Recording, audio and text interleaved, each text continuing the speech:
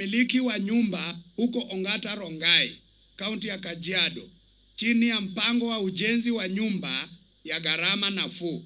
Ochieng alianza kazi kama seremala katika mradi wa ujenzi wa nyumba, wakati mradi huo ulianza miaka 2 iliyopita, ambapo umiliki wa nyumba ulikuwa kama ndoto tu kwake. Miaka 2 baadaye anamiliki nyumba katika mtaa huo huo. Ikikumbukwa kwamba kuna ujenzi kwa wakati huu ambao unashughulikia mahitaji ya wananchi wa kawaida, ninashawishika kwamba inawezekana kutoa nyumba bora za bei nafuu za kupangisha na kuuza, na hadithi ya Ochieng itarudiwa mara nyingi kote nchini. Hivyo basi, tunaendelea na ujasiri kwamba tutatoa nyumba bora zinazostahimili mazingira yote ambazo Wakenya wanaweza kununua kupitia mpango wa malipo ya polepole ya kati ya shilingi 5,000 na shilingi 15,000 kwa mwezi zinazotolewa kupitia mipango mbalimbali ya ufadhili wa nyumba. Siku ya Jumanne wiki ijayo nitaanzisha msingi katika mtaa wa Kibera, Soweto B, hapa Nairobi, wa mradi wa ujenzi wa nyumba ambao utatoa nyumba za makazi 4,435. Tukiendelea mbele, tunanuia kushirikiana na serikali za kaunti kuafikia angalau ujenzi wa nyumba 5,000. Kaunti zenye miji mikubwa zina fursa kubwa na zinaweza kupanga ujenzi wa nyumba 50,000, kwani hitaji katika maeneo hayo ni kubwa kutokana na idadi kubwa ya watu. Kupatikana kwa mikopo ni kichocheo kinachoimarisha uchumi. Hata hivyo, riba ya juu inafinyilia ukuaji wa sekta ya kibinafsi, na hasa biashara ndogo ndogo na zile za kiwango cha kadri. Ahadi zetu kwao zilikuwa shina la kampeni za Kenya Kwanza. Tayari matumaini ya wachochole yako juu kote nchini kuhusiana na ahadi yetu ya kubuni hazina ambayo itatoa mikopo kwa masharti nafuu kwa wale walio chini kiuchumi. Tunatambua kwamba swali muhimu katika barabara kwa wenye pikipiki na mama mboga ni lini hazina hii ya wachochole itakapoanzishwa. Hata kabla ya kubuniwa kwa hazina hiyo, tumechukua hatua kadhaa ili kuifanya mikopo kuafikika. Safaricom na washirika wake wa kifedha wamepunguza gharama ya fuliza kwa kuzifanya siku 3 za kwanza za mkopo kutotozwa ushuru na kupunguza ushuru huo kwa 50% kama sehemu ya mkataba huo. Wenye mikopo milioni 4 ambao walikuwa wamepigwa marufuku ya kukopa kwa kutolipa madeni watawekwa huru katika siku zijazo kutokana na nira ya halmashauri ya utoaji wa arifa kuhusu wanaostahili kupewa mikopo, yani CRB. Pia tumeingia katika makubaliano na shirika la CRB kwamba watakoma kutoa adhabu kali ya kuwapiga marufuku wanaoshindwa kulipa mikopo, na hivyo basi kuanzisha mfumo unaowezesha kupokea mikopo huku wanaposhughulikia kuboresha uwezo wao wa kulipa mikopo. Hivyo basi, hakuna mwananchi atakayetengwa kutoka kwa mfumo wa kupokea mikopo kwa sababu ya kutolipa madeni yao. Kuhusu hazina ya wachochole, yani hustlers, kuna masuala matatu yaliyo muhimu. Swala la kwanza, mikopo kadha itawekwa katika majukwaa ya kidijitali kwa gharama ya chini ili kuafikiwa na wenye biashara ndogo kupitia chama, makundi, mashirika ya mikopo na hakiba. Swala la pili, wakati wa hotuba yangu bungeni majuzi, niliahidi kukuza desturi ya kuweka akiba kupitia mpango wa hazina ya uzeeni ambao utawahimiza Wakenya kushiriki. Mpango wa muda mrefu wa hazina ya uzeeni na muda mfupi ambao utawezesha watu kuweka fedha kando ili kujistiri wakati mgumu katika siku za usoni, kama vile baada ya kupoteza ajira au pale biashara inapokumbwa na matatizo ya kifedha. Swala la tatu, hazina hizo mbili, hazina ya hasla na mpango wa akiba, zitazinduliwa mnamo tarehe mosi Disemba mwaka huu wa 2022. Huduma ya afya kwa wote. Afya imo mbele na katikati mwa ustawi wa kijamii na kiuchumi. Kushindwa kwa mfumo wa afya kuna hujumu ustawi. Hapa nchini mwetu, jamii hutumia shilingi bilioni 150 kugharimia huduma za afya kwa mwaka, ikijumuishwa harambee, michango ya fedha kupitia M-Pesa, mikopo, uuzaji wa ardhi na mali nyingine ili kulipia gharama ya hospitali. Pia biashara ndogo ndogo nyingi huanguka pale wamiliki wanapougua na kushindwa kwenda kazini, au wanapochukua fedha kutoka kwa biashara zao kugharimia matibabu. Si ajabu kwamba ni usemi wa kawaida kwamba familia nyingi na watu binafsi nchini Kenya wamo hatarini kufilisishwa na ugonjwa mmoja tu. Tunataka kuondoa mzigo huu kutoka mabegani mwa Wakenya na biashara zao kupitia mpango wa huduma ya afya kwa wote. Swala kuu katika mpango huo ni kwa kuimarisha huduma za afya za kimsingi kwa kutilia mkazo mikakati ya kuzuia magonjwa na kukuza afya bora. Maradhi makuu mengi ikiwemo saratani, magonjwa ya moyo, figo na msukumo wa damu yanaweza kutambuliwa na kutibiwa katika kiwango hiki bila haja ya kuzuru au kulazwa hospitalini. Kujitolea kwetu katika kufanya marekebisho ya afya kuna fani tatu. Ya kwanza ni kwa kushirikiana na serikali za kaunti. Tutajumuisha wahuduma wa afya wa jamii na kuwafanya kuwa msingi wa mfumo wa afya.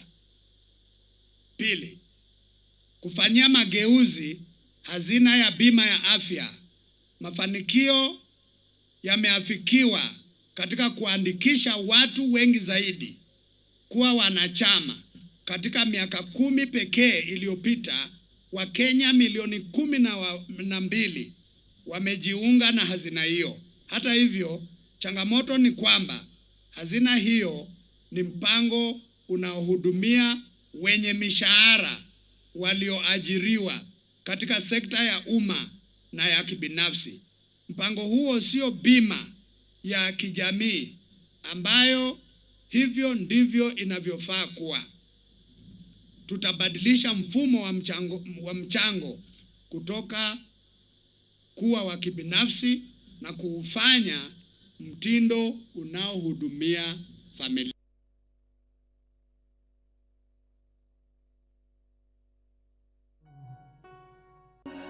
Daima mimi Mkenya, mwananchi mzalendo.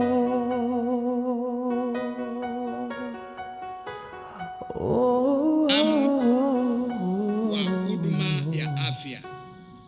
Tunataka kuhakikishia wahudumu wa afya kwamba tunasikiza na tunapendekeza pamoja na serikali za kaunti jinsi maslahi yao yanavyoweza kushughulikiwa. Kenya inaongoza katika masuala ya habari, mawasiliano na teknolojia. Sisi ndio kituo cha fahari cha ubunifu katika kanda na bara. Tunao mfumo bora wa kisera, uhuru wa kikatiba wa kutoa maoni, matibabu, habari na mawasiliano, kutuwezesha kuongoza katika sanaa, vyombo vya habari na burudani. Vijana wetu wameendelea kuonyesha nia nzuri katika suala hilo na wanashiriki katika majukwaa kadhaa wakibuni vipindi vinavyotambulika ulimwenguni. Kuna uwezo mkubwa wa nchi yetu kuongoza ulimwenguni, kuajiri maelfu ya vijana na kubuni utajiri mkubwa iwapo tutawasaidia vijana kushiriki katika uchumi wa kidijitali ulimwenguni. Kufanikisha malengo haya, serikali imejitolea kuwekeza katika mtandao wa kidijitali na katika uchumi bunifu ambao utafanikisha mabadiliko, uzalishaji na ushindani. Katika kipindi cha miaka 5 ijayo, serikali itahakikisha kuwepo kwa masafa mapana ya mitandao ya mawasiliano kote nchini, kuwekwa kwa kilomita 1,100 zaidi ya mtandao wa kitaifa wa kebo ya mawasiliano kunatarajiwa kufanikisha lengo hili.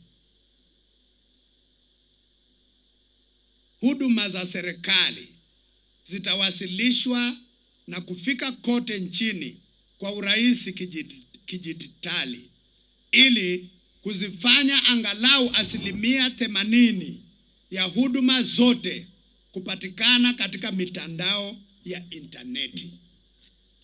Pia ili kuwavutia Wakenya zaidi hasa vijana katika mitandao kwa ajili ya biashara, masomo, burudani na utangamano wa kijamii, serikali yangu inanuia kuchukua hatua ya kupunguza gharama ya kupiga simu na data. Juhudi hizi zinawiana na zile za kuimarisha uchumi bunifu na kuongoza uzalishaji wa kiutamaduni na sekta ya usanii. Serikali yangu pia imejitolea kuanzisha muundo msingi zaidi wa utamaduni wa sanaa, zikiwemo kumbi za sanaa na muziki na maonyesho ya sanaa na ukarabati mkubwa wa vifaa ili kupanua nyanja za ubunifu wa kiusanii. Serikali yetu pia imejitolea kikamilifu katika kuwekeza katika taasisi zinazofanikisha nguzo 5 za mpango wa mabadiliko ya kijamii na kiuchumi. Uwekezaji huu utatekelezwa katika kutambua kikamilifu maadili ya kitaifa na kanuni za utawala za vile vile maslahi na malengo makuu ya kitaifa. Zinajumuisha sera, mfumo wa utunzi wa sheria na maongozi, usalama wa kitaifa, haki, sheria na utangamano na elimu. Kuna sehemu za nchi hii ambako usalama wa kibinafsi na pia tarajio la miaka ya kuishi iko chini mno.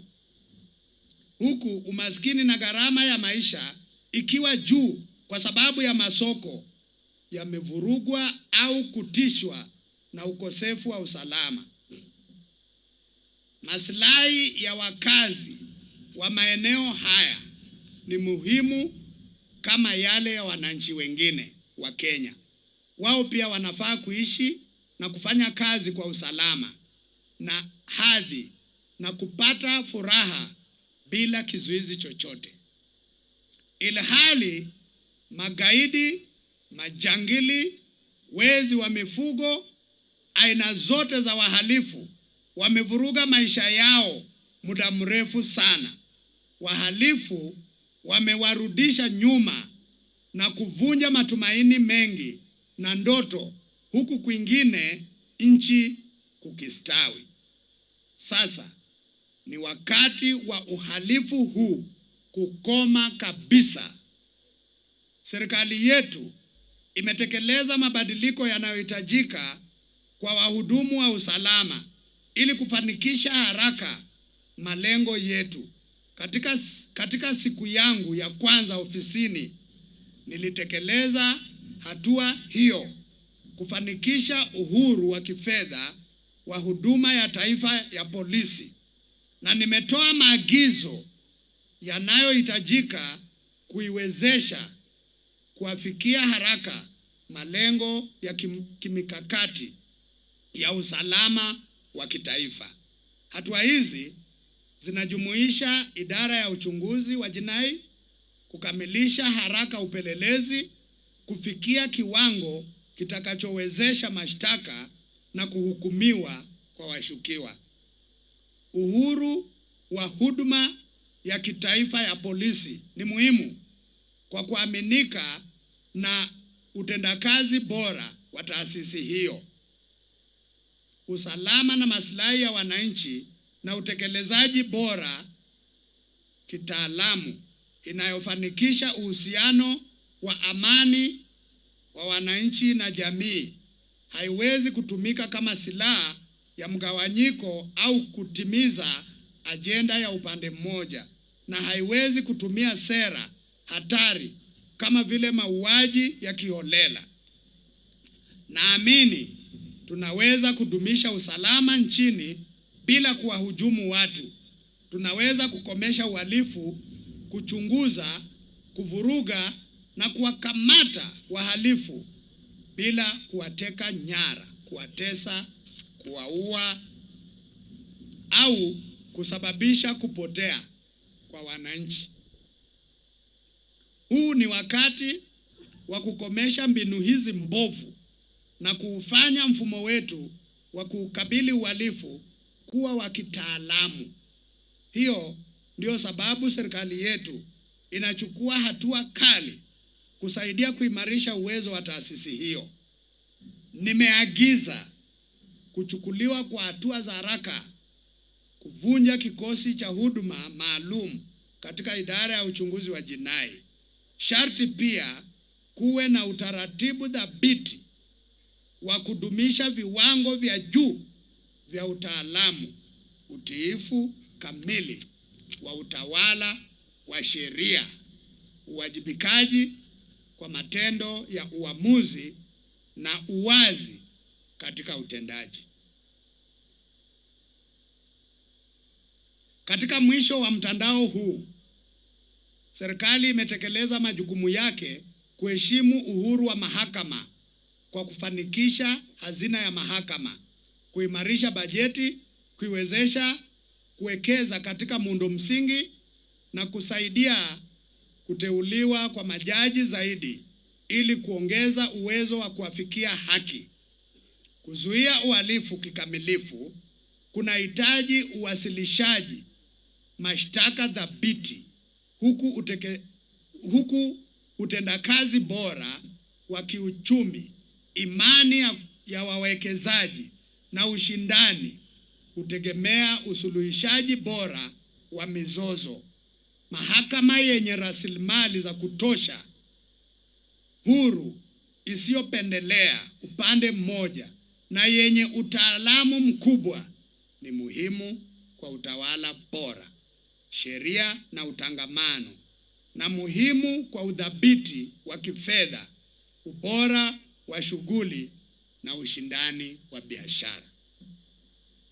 Uhuru wa mahakama sharti udumishwe daima, na uhuru wa majaji uheshimiwe kama ishara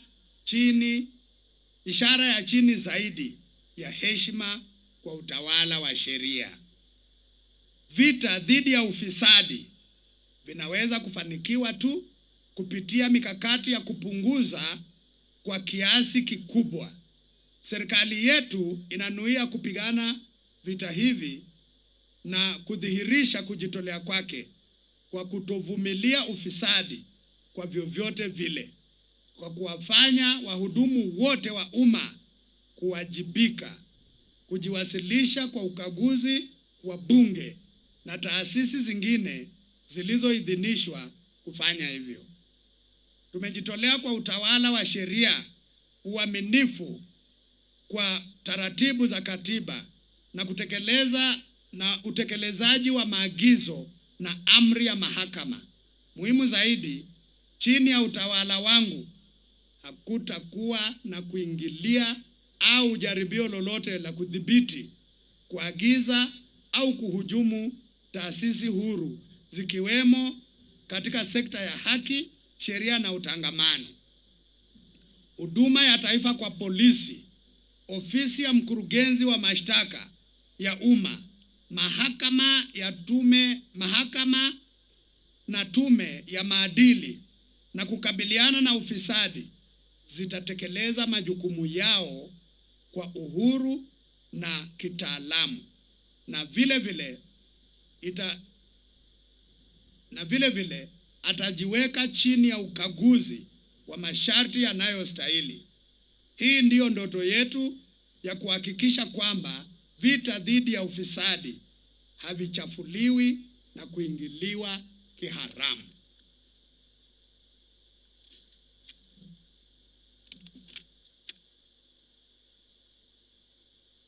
Ili mabadiliko yetu ya kijamii na kiuchumi yawe shirikishi, sharti tuwawezeshe Wakenya wote bila kujali misingi yao, ili watekeleze majukumu yao vyema kwa kuchangia juhudi za ujenzi wa taifa na kunufaika kutokana na ustawi wa pamoja.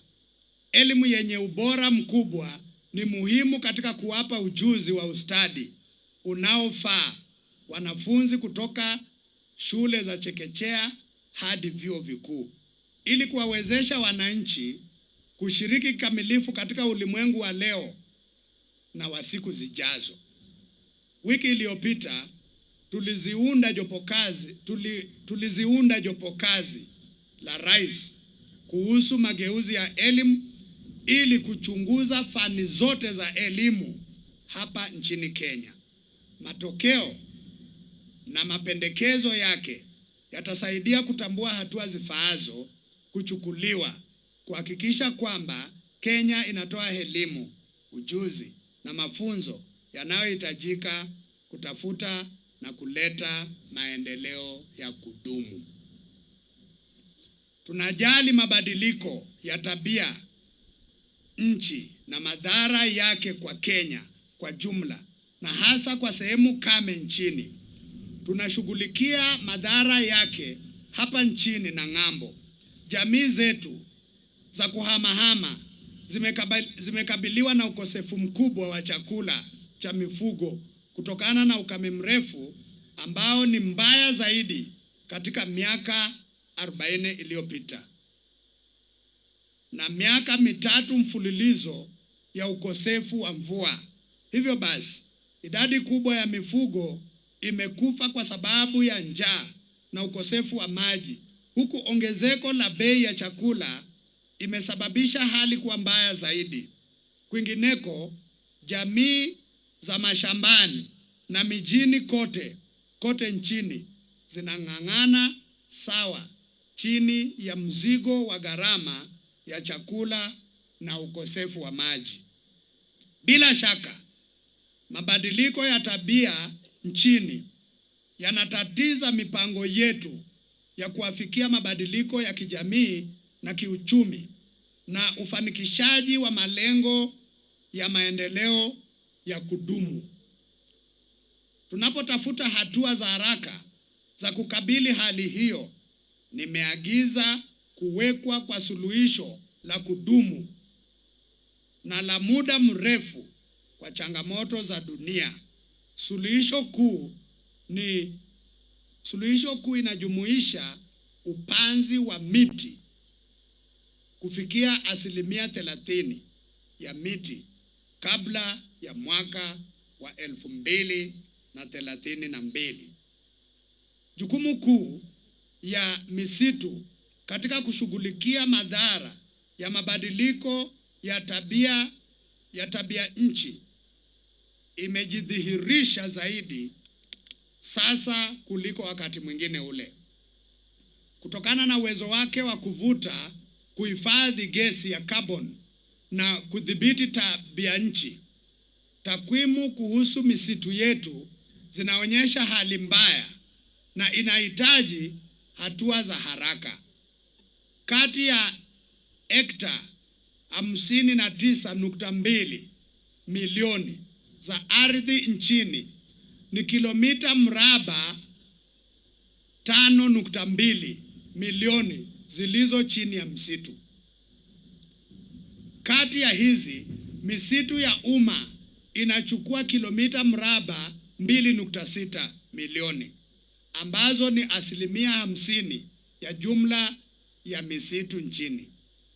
Hekta 54 milioni zilizobaki ni ardhi tupu iliyokabiliwa na mmomonyoko wa udongo na kupoteza uanuai wake. Zaidi ya 80% ya misitu hii imo katika sehemu kame. Kaunti 10 zenye misitu mingi zaidi ni Nyeri, Lamu, Vihiga, Kirinyaga, Elgeyo Marakwet, Meru, Embu, Murang'a, Kilifi na Nyandarua. Kwa upande mwingine, kaunti 10 zenye upungufu mkubwa wa misitu ni Marsabit, Mandera, Wajir, Isiolo, Siaya, Migori, Busia, Machakos, Taita Taveta na Uasin Gishu. Natoa wito kwa baraza la magavana kufanikisha mashauriano zaidi ili kuafikia usawa katika misitu kwa kubadilishana habari. Serikali itaongoza mageuzi ya misitu na ufufuzi wa nyika ili kusaidia upanzi wa miti na kukabili mabadiliko ya tabia nchi. Tuko katika harakati za mwisho za kubuni mpango maalum wa rais wa kuharakisha ufufuzi wa misitu na nyika. Mpango huu unaandaliwa na Wizara ya Mazingira na Misitu na wataalamu kadha na mashirika katika serikali, mashirika ya Umoja wa Mataifa, mashirika yasiyo ya kiserikali na wasomi. Vile vile, mpango huo unanuia kupanda miti bilioni 5 katika miaka 5 ijayo na bilioni 10 zaidi katika kati ya mwaka wa 2027 na 2032. Hatua hii mwishowe itasababisha ufufuzi wa hekta milioni 10.6 kupitia vituo vikuu katika maeneo bunge 290 na pia mifumo ya ekolojia na vyanzo vya maji vilivyotambuliwa kuwa hatarini. Kuafikia mpango huu, serikali inaendelea kuunga mkono juhudi za taasisi ya utafiti wa misitu KEFRI, ukusanyaji, utengenezaji, majaribio na usambazaji katika vituo 18 vya mbegu. Vituo hivyo vimo Gede huko Kilifi, Kitui, Muguga huko Kiambu, Garissa, Migori, Kakamega, Londiani huko Kericho, Tarbo huko Uasin Gishu na Marigat kule Baringo. Kwingine ni Rumuruti huko Laikipia, Nyeri, Turkana, Kibwezi kule Makueni, Meru, Wajir, Maseno huko Kisumu, Lamu na Taita Taveta. Hatua hii itaimarisha kiasi cha uhifadhi cha KEFRI kutoka tani 60 kwa sasa kila mwaka hadi tani 240. Katika miaka 10 hii italeta shilingi bilioni 100 katika uchumi wetu kutokana na ajira zilizobuniwa kupitia uzalishaji wa mbegu. Kilimo na upanzi wa miti na ukulima wa parachichi, maembe na makademia unafaa kufungua njia mpya za mauzo kwa soko ya nje na kubuni ajira mpya katika sekta hiyo. Hivyo basi, nahimiza Wakenya wote kuunga mkono serikali kukuza angalau miti bilioni 15 katika miaka 10 ijayo. Upanzi wa miti chini ya mpango maalumu wa Rais utatekelezwa na makundi ya vijana na wanawake, mashirika ya kijamii na ya kidini kwa kutumia ufadhili wa sekta ya kibinafsi na serikali. Ili kuhakikisha ufadhili wa kudumu, Kenya inaandaa sera na mikakati kujinufaisha na nafasi ya masoko ya gesi ya carbon ulimwenguni kupitia biashara ya gesi ya carbon. Aidha, serikali itahakikisha na kulinda misitu ya umma, kukarabati na kuboresha vyanzo vyote vya maji na mazingira mengine ya misitu kote nchini ili kutatua changamoto za upungufu wa wahudumu katika shirika la misitu nchini ambalo limekuwa likihudumu kwa kiwango cha nusu ya wahudumu wanaohitajika. Nimeamuru kuajiriwa mara moja kwa walinzi wa misitu 2,700 zaidi pamoja na maofisa wa misitu 600 kupiga jeki mikakati yetu katika sekta hii. Pia baadaye nitazindua baraza la mabadiliko ya tabia nchi ambalo litaongoza mpango wa Kenya wa mazingira kupitia mipangilio ya washikadau ikishirikiana katika ofisi ya Rais kwa mujibu wa sheria ya mwaka 2016 kuhusu mabadiliko ya tabia nchi. Mpango huo utaanza kutafuta fedha kutoka kwa wafadhili wa umma, wa kibinafsi na mashirika ya kimataifa ikiwemo ufadhili wa mazingira ili kupiga jeki shughuli zilizopendekezwa. Hili limejikita kikamilifu katika malengo ya Umoja wa Mataifa na kuungwa mkono na mpango wa usimamizi wa upanzi wa miti na ufadhili wa kudumu wa misitu ukisaidiwa na shirika la UNDP, UNEP, FAO, UNCDF na New York's Multi-Partner Trust Fund.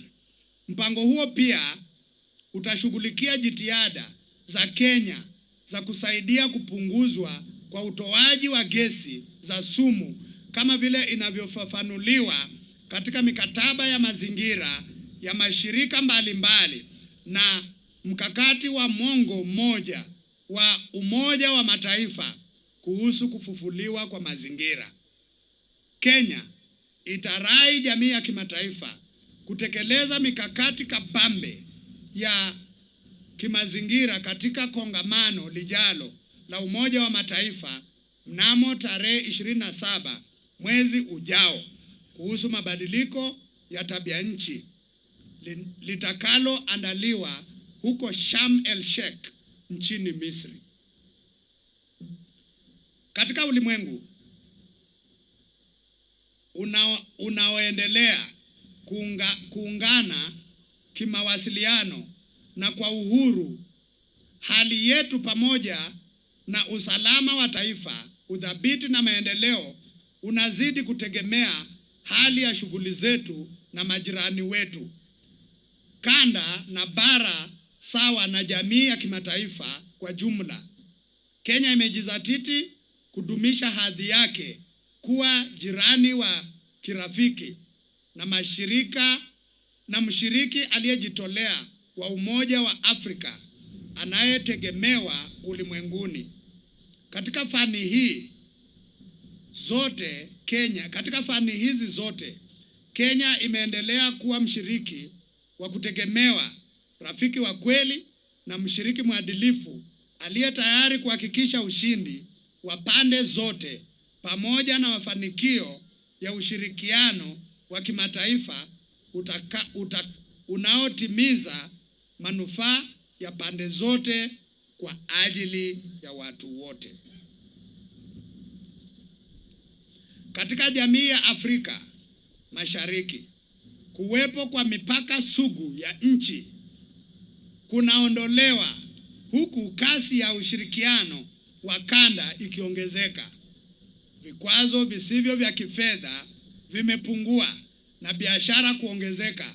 Hata jamii inaendelea kuungana kikamilifu kupitia mfumo wa muundo msingi miongoni mwa mataifa. Uwezekano wa kuafikiwa kwa shirikisho la Afrika Mashariki sasa sio jambo au ndoto isiyo na msingi. Sasa sio swala la iwapo, bali ni swala la lini. Katika siku za hivi majuzi, nimekuwa katika mataifa yetu jirani katika Jumuiya ya Afrika Mashariki ili kulinda biashara za kanda za manufaa kwa pande zote. Nchini Ethiopia tulizindua biashara ya kampuni ya simu ya Safaricom Ethiopia ambayo ilipanua shughuli za kanda za Safaricom na M-Pesa, kupanua ubunifu wa ICT na kuboresha uwezo wa ukusanyaji wa pato wa kampuni hiyo. Wakati huo huo, kampuni ya Safaricom ikawa mwekezaji mkubwa wa kigeni nchini Ethiopia na mwekezaji mkubwa wa Kenya ughaibuni. Jumuiya ya Afrika Mashariki imekuwa kijiji chenye umoja wa dhati na maslahi ya kila mtu yamekuwa ni shughuli ya kila mmoja. Kutokana na umoja na uwezekano thabiti ambao utakuwa kivutio cha ulimwengu mzima. Katika upembe wa Afrika, juhudi za amani na usalama zinaendelea kushamiri. Katika shughuli zetu ni sehemu muhimu ya mikakati yetu pana ya kufufua udhabiti katika eneo ambalo hakika limekuwa gumu. Kukabiliana na vurugu ya ugaidi, kudhibiti usambazaji wa silaha ndogo ndogo na haramu, mipango ya kutafuta amani na kudumisha amani inaendelea kutawala ajenda. Mgogoro katika eneo la Tigray nchini Ethiopia, ambao kulingana na ripoti ya ofisi ya Katibu Mkuu wa Umoja wa Mataifa unaendelea kuzorota, ni chanzo kikubwa cha wasiwasi kwa eneo letu. Kenya itaendelea kutekeleza wajibu wake kwa kutoa michango kama tunavyohitaji kwa mujibu wa juhudi za kuleta maridhiano zinazofadhiliwa na Muungano wa Afrika. Itakuwa vyema kwa eneo letu pale uhasama utakapositishwa na mazungumzo ya ana kwa ana kuanza. Eneo hili linakabiliwa na awamu mbaya ya 5 ya kiwango cha chini cha mvua kwa sababu ya mabadiliko ya tabia nchi. Hivyo basi, mikakati ya ustahimilifu, hatua za kuimarisha ustahimilifu na mipango ya usimamizi wa mabadiliko ya tabia nchi yamekuwa masuala ya dharura yanayosukuma jamii zinazoishi humo na uwezo wa wananchi za kanda kukabiliana kikamilifu na dharura hizo.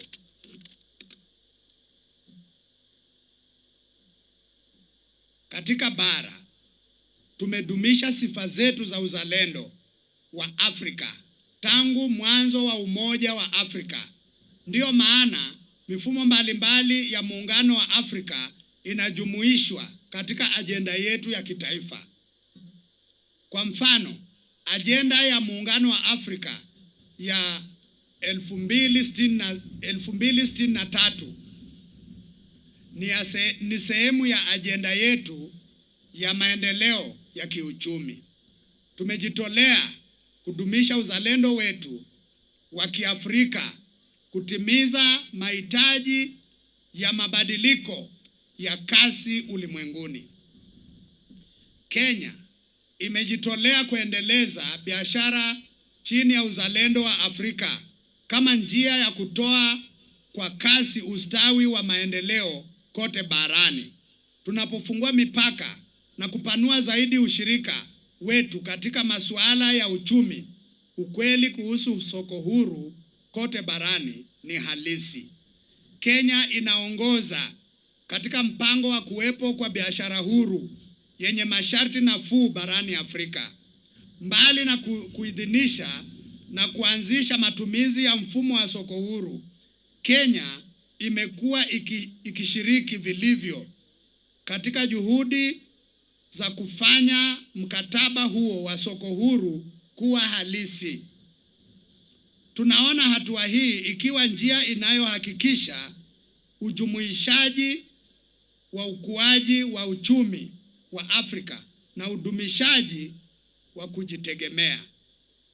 Kwa upande mwingine, mfumo huu utahakikisha juhudi za bara letu za kujikwamua kwa haraka baada ya janga la COVID-19, kuimarisha uwezo wa kukabiliana na mabadiliko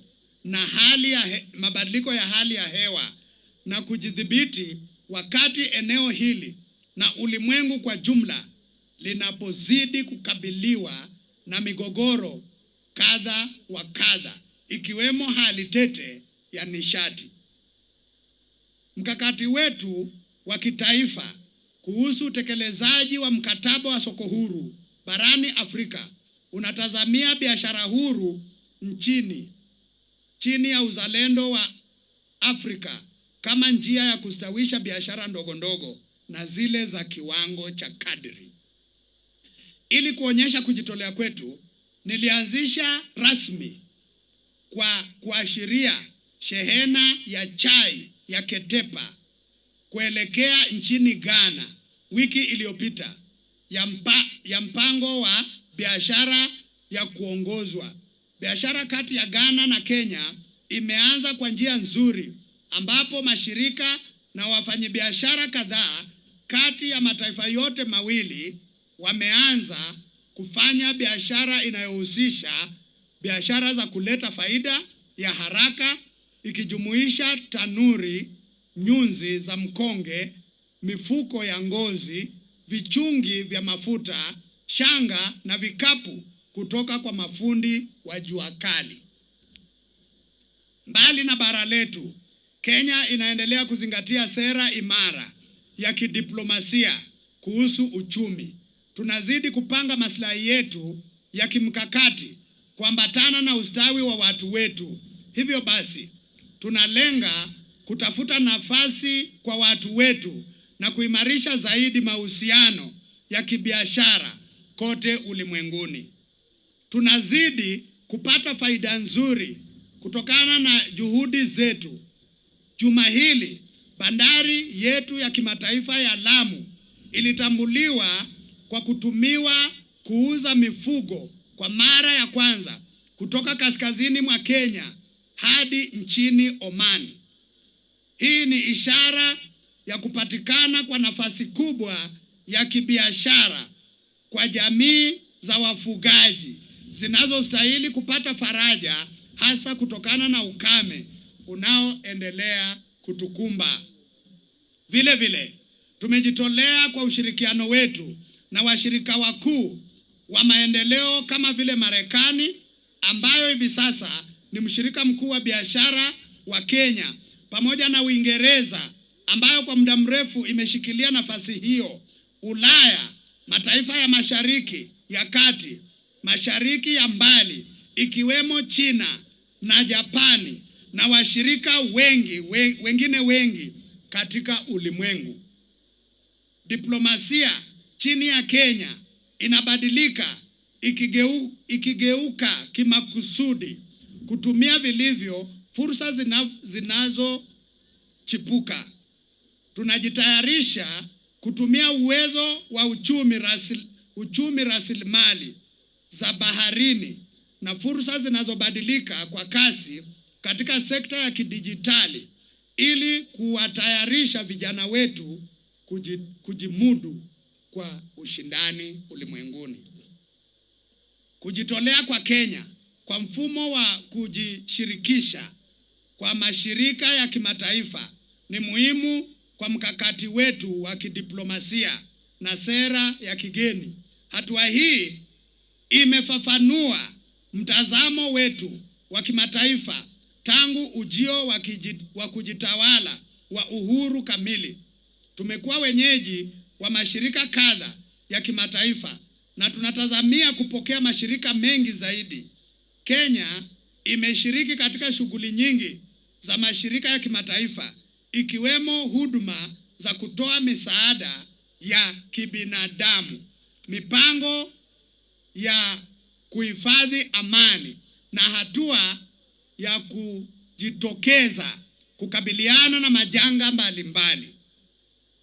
Tumejiunga na mataifa mengine yanayostawi ili kupigia debe ujumuishaji wa mataifa yote katika usimamizi wa mashirika ya kimataifa kwa njia ya kidemokrasia na kuwekeza katika utaratibu wa kushirikishwa katika mashirika hayo kwa nia safi. Tunaamini kwamba utawala wa mashirika ya kimataifa lazima uonyeshe maadili bora yanayodai kuendeleza na kulinda. Ili kuendesha vyema zaidi diplomasia yetu na ushirikiano wa kimataifa, Kenya imeunganisha na kufafanua sera yake katika ngazi zote katika ruwaza ya 2030 Vision 2030 na nguzo 5 za mageuzi ya kijamii na kiuchumi. Mkakati wa 5 wa maendeleo ya Jumuiya ya Afrika Mashariki, ajenda ya muungano wa Afrika ya 2063 na malengo ya maendeleo endelevu ya Umoja wa Mataifa.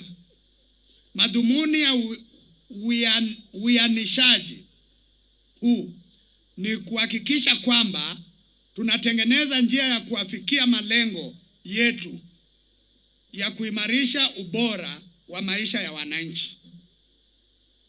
Tumeionya jamii ya kimataifa kuhusu uhaba wa mbolea ulimwenguni na hatari inayotokana na hilo, hasa kwa uhaba wa chakula ulimwenguni.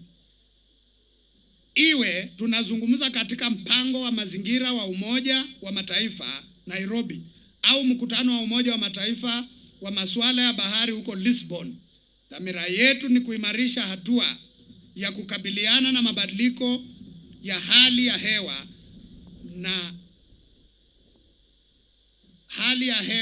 na thabiti na inasikika.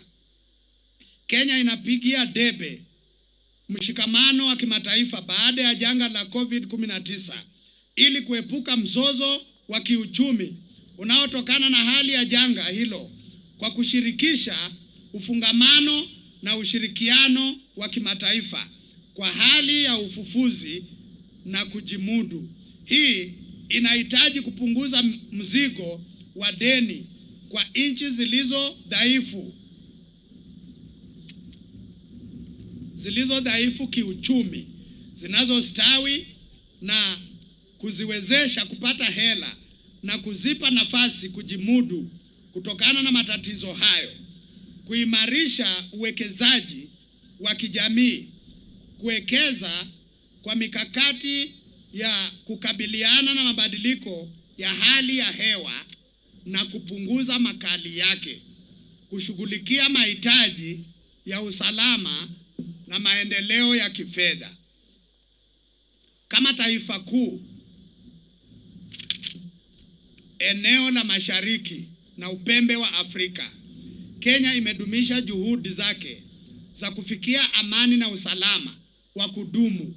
Pia tumetumia fursa ya kuhudumu katika Baraza la Usalama la Umoja wa Mataifa ili kutanguliza amani na usalama wa kanda, kukabiliana na ugaidi na itikadi kali za kidini, kuunga mkono shughuli za kudumisha amani na kuendeleza ajenda ya hali ya hewa na usalama.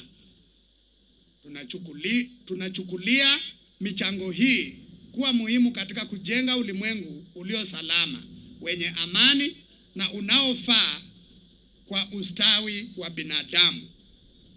Mipango ya serikali ya Kenya ya kujidhibiti na kuonyesha sifa nzuri kimataifa imechangiwa na wananchi wake wanaoishi na kufanya kazi katika sehemu mbalimbali za ulimwengu. Hatua hii inadhihirisha mchango wa wananchi na serikali na kuianisha uzalendo na ubora wa taifa. Sote tumeungana katika azma ya Kenya tunayoweza kujivunia kusema ni nyumbani. Wananchi wetu wanaoishi nje ya nchi wanaendelea kuhudumu kama mabalozi bora wa Kenya, pamoja na wanariadha wetu, wachezaji na Wakenya wote wanaoendelea kufanya vyema nje ya nchi katika nyanja mbalimbali. Tunajivunia, kwani kufanya hivyo mnadhihirisha moyo halisi wa ushujaa. Kenya ni jirani mwema, rafiki wa kweli, mshirika kamili, mshirika mwaminifu, mshirika anayetegemewa na mwanachama mchapakazi wa jumuiya ya kimataifa. Kenya inadumu kulingana na mfumo wake thabiti wa maadili kwa kuelezea kwa ufasaha wa maadili ya huruma, mshikamano, haki, uhuru wa kujitawala. Kama taifa tunadhihirisha kwa kukuza maadili na kanuni ambazo zinajulikana kwa kila mmoja wetu na ambazo zinabuni kiini cha mfumo wetu wa kikatiba.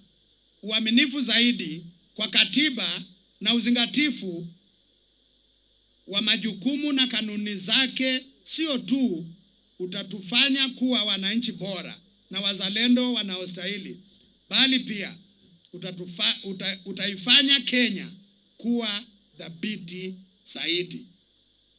Kwa hiyo tunao wajibu wa kuheshimu, kulinda na kutetea katiba. Ujenzi wa taifa unawahitaji wananchi wote kutambua mchango wao katika kuifanya na kuiweka Kenya kuwa bora. Uzalendo ni jambo la kutoka chini kwenda juu.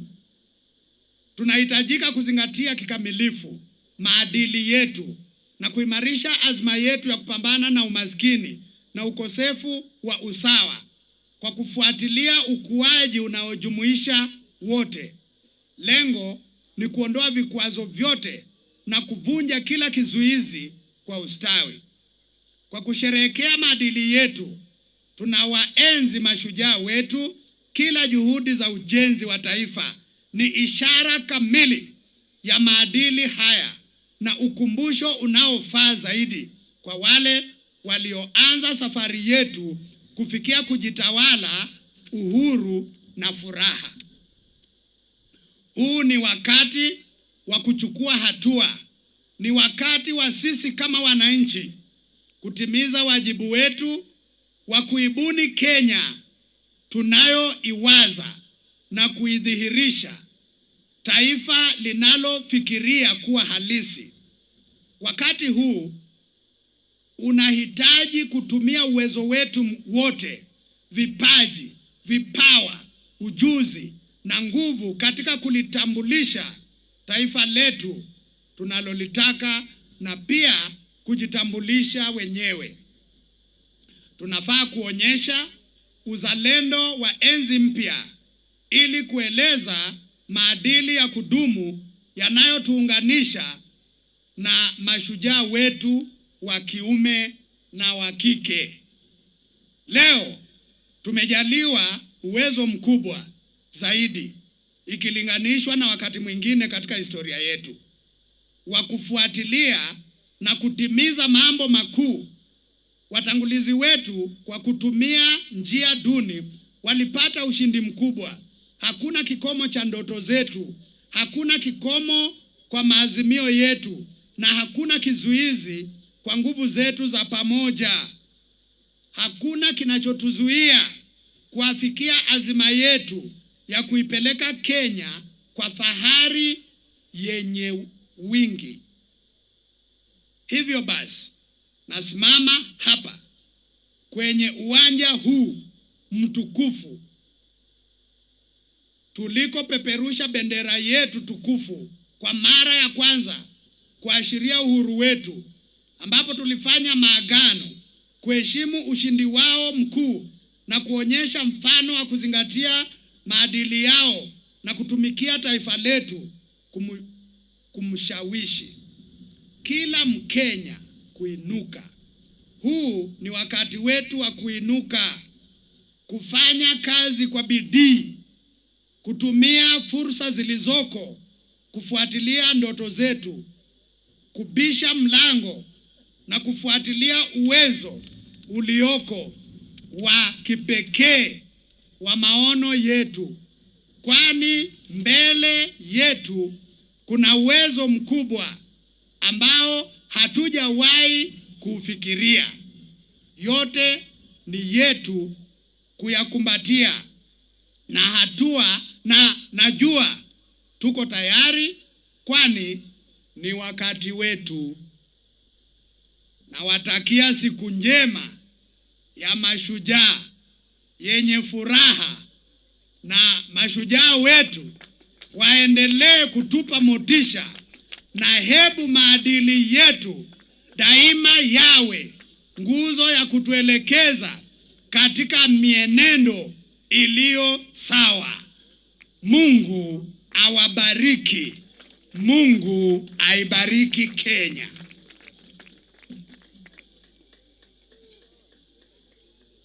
Basi Mheshimiwa Gavana pamoja na wageni wetu wote na wote tuliohudhuria, naomba kwa dakika moja tu niongeze moja mbili yetu ya hapa Meru, alafu kisha nikualike Mheshimiwa Gavana. Jambo la kwanza, wacha tu kwa haraka niwajulishe maofisa wetu. Tutangulia na members of the county security team.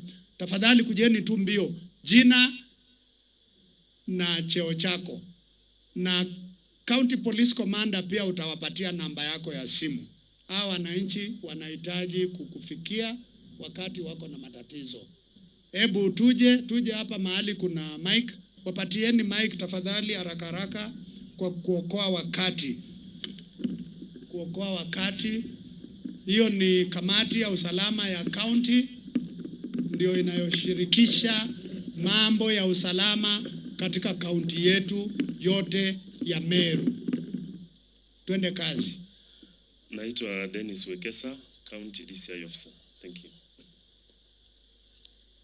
Good afternoon. My name is Kiplanga Chirchir, County AP Sipo Commander.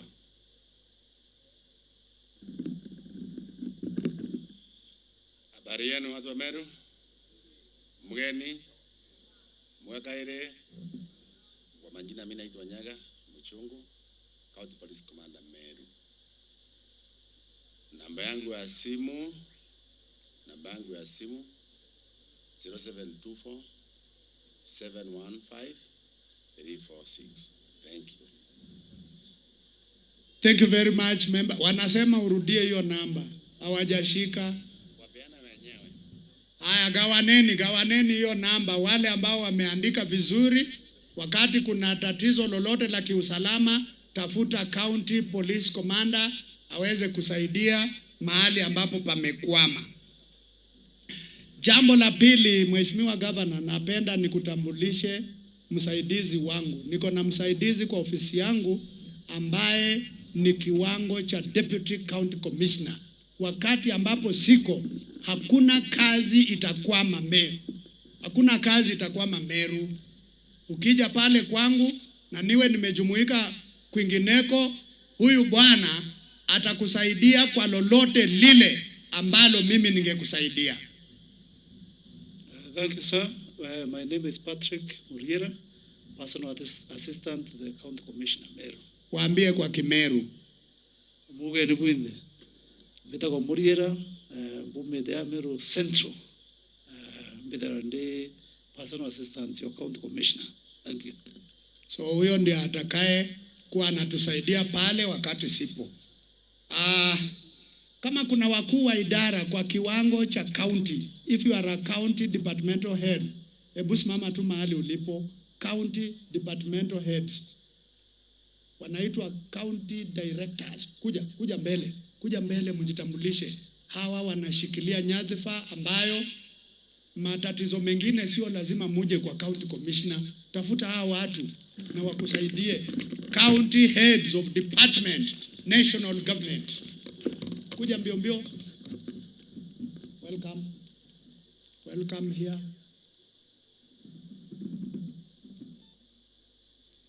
Mimi naitwa Olive Kamau, County Coordinator Children's Services. Mambo ya watoto. Hello. Kambo Kevin na Kemeru mugani.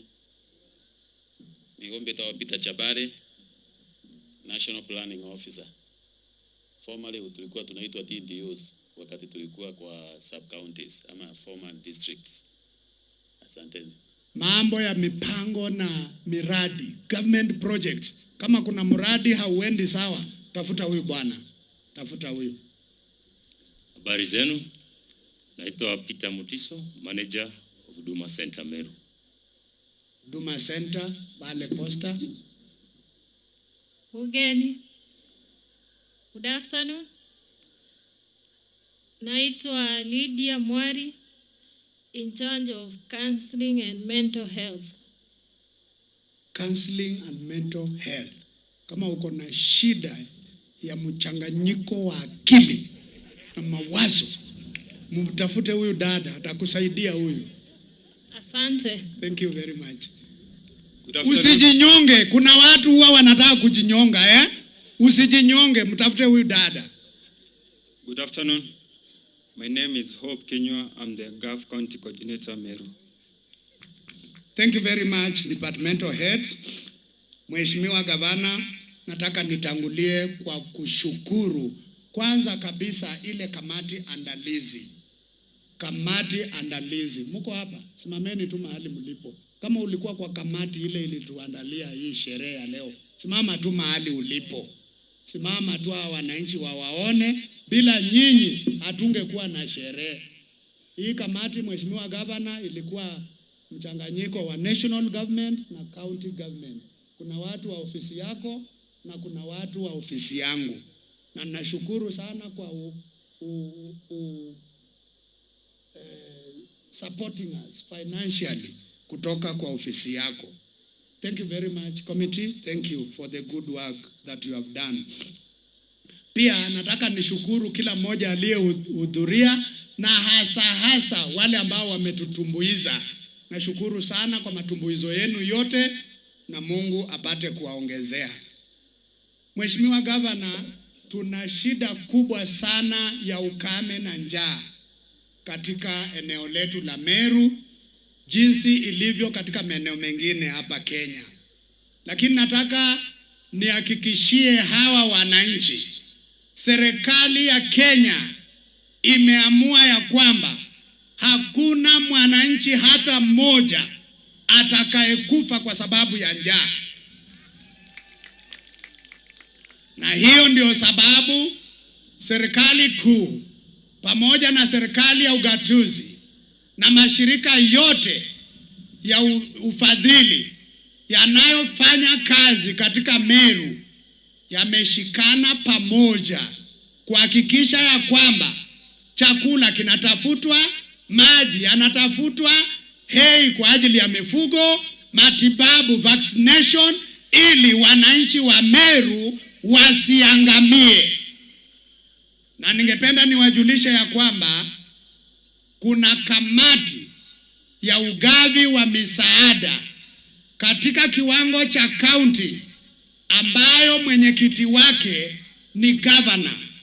Inaitwa the County Steering Group. Co-chair wake ndio county commissioner. Alafu iko na wafadhili ndani, iko na idara zile mbalimbali zinazoshughulika na mambo ya ukame na mambo ya njaa. Na ukienda kwa kiwango cha sub county kuna kamati kama hiyo chini ya deputy county commissioner akisaidiwa na sub county administrator. Ukienda kiwango cha ward kuna kamati kama hiyo chini ya assistant county commissioner akisaidiwa na ward administrator. Na ukienda kwa kiwango cha location, sub location na village, kuna kamati huko pia ikiwa chini ya wenyekiti wa chifu. Hizi kamati ni za kushirikisha misaada yote ile itakuja. Na nafurahi kuwaeleza hapa ya kwamba chini ya Mheshimiwa Gavana, serikali kuu imeshaleta chakula awamu ya kwanza katika maeneo ya Buri, maeneo ya Tigania na maeneo ya Igembe. Chakula kimeingia na tumelenga sana sana mashule. Sana sana mashule. Na nataka nitangaze, hiyo ni awamu ya kwanza tu. Mheshimiwa Gavana, serikali kuu imeamua kwa miezi 4 ijayo chakula kitakuwa kinaendelea kuja. Tumewaamuru kamati zile za sub county zitumie njia mwafaka na iliyo ya uangavu kuwaorodhesha wale ambao wako kwa hali mbaya. Kwa hivyo hicho chakula kinapoingia lazima kifike mahali nitakana kifike. Pia Mheshimiwa Gavana, nataka niwaeleze hawa wananchi ya kwamba kila mtu ambaye ana msaada wa aina yoyote, hata kama ni gunia 1, gunia 2, gunia 3, mfuko mmoja, tafadhali julisha tu kamati kwa kiwango chako. Kama ni pale kwa village, julisha chief. Kama ni kwa ward level, julisha SCC ama ward admin, watajulisha kamati. Kama ni kwa sub county, hivyo DCC sub county administrator. Na kama ni kwa kiwango chetu cha county, mjulishe Mheshimiwa Gavana ama unijulishe mimi kwa ajili ya ile kamati. Hatutaki watu kusambaza chakula kwa njia shelabela. Lazima chakula kiende kwa mpango. Kwa hivyo hakuna mtu atajifanyia mwenyewe peke yake. Lazima aratibishwe, coordinated na hiyo kamati. Jambo la pili, Mheshimiwa Gavana, kumekuwa na tatizo kubwa katika maeneo tunayopakana na Isiolo kwa sababu ya mifugo ambao wanaingia katika area yetu. Na hawa ni Wakenya wenzetu tu, hawatoki huko Tanzania. Kwa hivyo tumeomba wasiingize mifugo yao kwa mashamba ya watu, na nimetoa amri kwa kamati za usalama katika viwango hivyo kuhakikisha ya kwamba ngamia zisiingie kwa mashamba ya watu, na zile zitakazo stray zipatikane 2-3 zimepotea, yani zimehepa kwa zile zingine, zisanywe zipelekwe kwa kituo cha polisi, ndio wenyewe watafutwe, wagharimikie hasara yoyote itakayokuwa imesababishwa na hao mifugo. Naomba wananchi wa Meru tusijichukulie sheria mikononi. Nafikiri mnakumbuka mwanzo wa mwaka huu mambo ambayo tulipitia katika maeneo ya Tigania, mashambulizi na mauaji yalikuwa yanasababishwa na watu kujichukulia sheria mikononi. Ukiona mfugo ya mtu unakata, ukikata wenye mifugo wanakuja wanakutafuta. Nafikiri mmesikia mambo ambayo yametokea upande wa Kitui. Mmesikia vita vya mambo ya ngamia na mauaji ya ngamia na mambo ya wenye ngamia. Tafadhali hiyo hali tusirudie kabisa hapa Meru. Wacha serikali ikusaidie kuchukua hatua wakati umekosewa. Jambo la 3, Mheshimiwa Gavana, nataka niwaombe wananchi tafadhali, kitu kinaitwa pombe haramu hakina manufaa yoyote kwa maisha ya mwanadamu. Nataka wananchi mtusaidie kupigana na pombe haramu, na maofisa wetu on the ground tayari wameshaambiwa wafanye msako kila siku, msako, na nyinyi wananchi mtusaidie. Kuna pia pombe zingine hizi za second generation ambazo ni haramu pia. Ukiangalia chupa inakuambia sijui vodka what, na kumbe ndani ni mambo mengine. Kwa hivyo kuna hizo second generation liquor ambayo inaundwa kwa njia isiyo kisawasawa, pia tunataka tupigane nazo. Mwisho kabisa, nataka Mheshimiwa Gavana pamoja na viongozi wote wa Meru, nataka niwaombe murudi pamoja kwa discussion table. Biblia inasema, na mimi pia ni Mkristo tena ni mchungaji, katika kitabu cha Zaburi 133 Mungu anafurahia mahali watu wanakaa pamoja kwa umoja, na hapo ndipo anapoachilia baraka. Lakini pia nataka niwaambie viongozi walio hapa na ambao hawako hapa, kuna msemo wa Kiswahili unaosema vita vya panzi furaha ya kunguru. Vita vya panzi furaha ya kunguru. Nyinyi mko katika uongozi na ndio mtakao tuongoza hapa Meru. Mtaelekeza kaunti kulingana na vile mnavyoipeleka.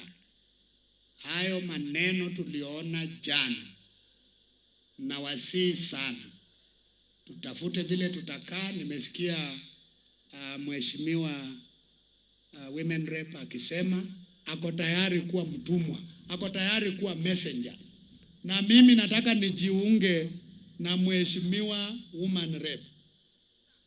Gavana, ukiwa uko na mahali unataka kunituma niongee na watu, nitume. Na wale ikiwa wana mahali wanataka kunituma niongee, wanitume. Mimi nataka kuona umoja katika Meru. Hapo ndipo tutakapopata maendeleo. Kwa hivyo hayo ndiyo niliyokuwa nayo. Mheshimiwa Gavana, nataka nikujulishe kuna mashujaa 2 wa kutoka Meru ambao tuliwapendekeza kwa kamati ya kitaifa, na hivi tunavyoongea hapa tayari wako huko, wanasherekea huko katika kiwango cha kitaifa.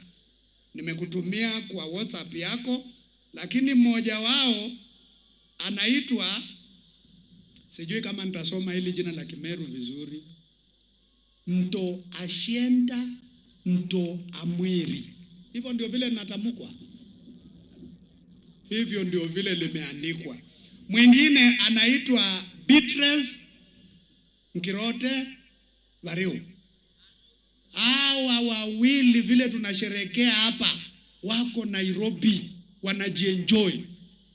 Na mheshimiwa gavana, pia tunapendekeza majina ya siku ya Jamhuri. Siku ya Jamhuri pia tunaangalia around. Nafikiri Martha na kamati yako mufanye assessment nzuri. Wale watu wamefanya mambo mazuri, mambo makubwa hapa Meru, tukapche majina yao tupeleke huko ili nao pia waweze kushughulikiwa. Thank you. Basi hayo ndio machache niliyokuwa nayo. Nataka niwaombe wananchi kuripoti uhalifu kwa namba 988. Ujumbe mfupi. Report uhalifu kwa hiyo namba. Tuma ujumbe mfupi kwa namba 988. Usiandike jina lako hapo na usiweke namba yako ya simu hapo. Hakuna mtu atajua huo ujumbe umetoka kwako, na hatua itachukuliwa mara moja. Anza ujumbe wako kwa neno Meru, alafu mahali ulipo, alafu visanga vinavyoendelea pale ambavyo ungependa virekebishwe. Na nataka nikuhakikishie hakuna mtu atajua ni wewe umetupatia hizo habari, na hutalipishwa chochote kwa hiyo namba, na tutachukua hatua mara moja. Kwa hayo mengi, nataka tujitayarishe, tumkaribishe mheshimiwa Deputy Governor ambaye naye atatuletea gavana wetu. Tayarisha makofi yako moja. Tena. Karibu mheshimiwa.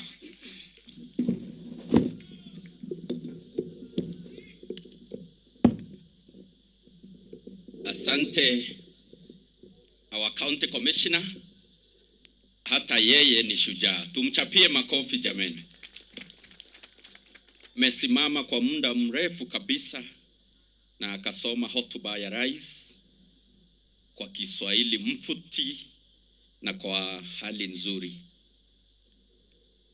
Her Excellency the Governor of Meru County, Honorable Bishop Kawira Mwangaza, the County Commissioner of Meru, all the dignitaries present, development partners, His Excellency the First Gentleman, Honorable Murega Baichu, wananchi wa Meru, mabibi na mabwana. Bwana Yesu asifiwe. Tukethaniria iro uone. Bwana Yesu asifiwe. Asante. Kwa majina naitwa Reverend Isaac Mutuma Twethingia, Deputy Governor Meru County. Kitu cha kwanza nataka kushukuru kwa sababu ya siku ya leo kusherehekea mashujaa ambao walipigania uhuru wa nchi yetu, wakiwemo wa viwango vya kitaifa na pia wa Meru County, tukiwakumbuka Field Marshal Mwariama na pia Baimungi. Na pia siku ya leo tunawasherehekea mashujaa pia, mojawapo akiwa gavana wetu wa Meru, Her Excellency Mama Kawira Mwangaza, akiwa mama wa kwanza kuchaguliwa kama gavana katika Meru County na pia upande huu wa Eastern hatujapata kiongozi mwingine wa kiwango hicho. Pia wabunge hatujawapata wenye wamechaguliwa kwa kitengo hicho cha wamama. Nationally, we also celebrate you, Madam Governor. She is the first woman kuchaguliwa kama independent candidate, sijui kama mlijua hivyo, katika kiwango cha wamama. Tumchapie makofi jameni. Asante. Tungependa kusema pia mashujaa ni wengi. Wakulima wetu ni mashujaa. Vijana wetu wanao vipawa mbalimbali ni mashujaa. Wale ambao wanasaidia wanao kabiliwa na janga la njaa hapa.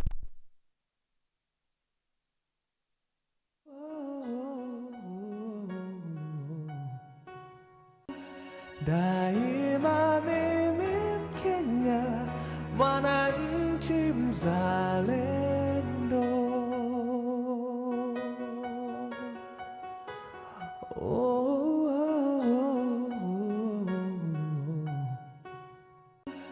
Daima mimi Mkenya, mwananchi mzalendo. Tungependa kusema hapa Meru, hali yetu si eti ni mbaya sana. Hali yenye ilitokea jana ni hali ya kujuana tu. Nimesikia viongozi wengi wanasema wako tayari kuleta ushirikiano. Hakuna ungomvi huko. Ni hali ya kutoelewana kidogo. Lakini tunawaomba viongozi wote wa kitaifa na pia the County Assembly of Meru tushirikiane pamoja kama mashujaa wa Meru, vile mashujaa wa zamani walipigana na adui yule mkoloni. Tushirikiane pia nasi tupigane na adui wa njaa ambaye anakabilia kaunti yetu ya Meru. Tupigane na hali ya magonjwa. Meru County tumekabiliwa na ugonjwa wa kansa. Tushirikiane kama viongozi tukabiliane na adui huyo. Tushirikiane kama mashujaa wa Meru tukabiliane na hali ya ukosefu wa kazi kwa vijana wetu. Na huo ndio mwito wa mama yetu. Governor wa Meru County amefungua mikono yake miwili kukaribisha viongozi wote. Tusonge pamoja, tulete maendeleo Meru, and making Meru happy is Her Excellency's mantra ya Meru County. Bwana Yesu asifiwe. Ntekwenda gutegi tariringi. Let us welcome Her Excellency. Ndio aongee na watu wa Meru na wa taifa nzima, akiwa ni celeb kwetu, ni mama mchapakazi na ni shujaa wa Meru na pia katika nchi ya Kenya. Before nimkaribishe mama gavana, kuna first gentleman nitakuuliza usimame wave kwa crowd tukusherekee pia. Asante, tumchapie makofi. Hustlers Ambassador. Basi nitawaomba tusimame, tunjinyooshe, tumkaribishe mama gavana wa Meru. Mama wa kwanza kuwa gavana wa Meru, tumkaribishe kwa makofi. 1, 2, 3, tore. Asante. Karibu mama. Utubia wa Meru. Speech ya kwanza ya mashujaa. Karibu sana.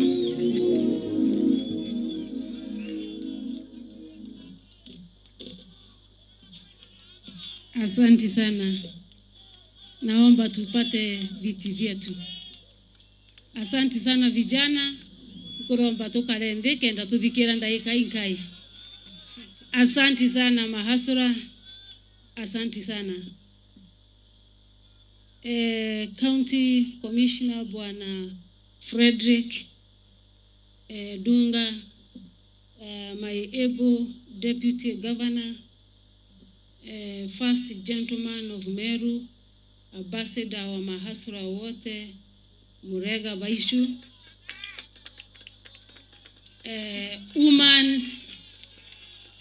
woman representative, Meru County Elizabeth Kairemia, viongozi wote wa national government na viongozi wote wa county government, mabibi na mabwana, mahasura wote, hamjamboni.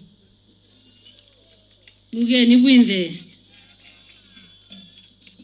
Mbetekeria ni na dakika inkai tu niweze kusoma kidogo kwa dakika 3, alafu baadaye tuongee. Dakika 3 peke yake.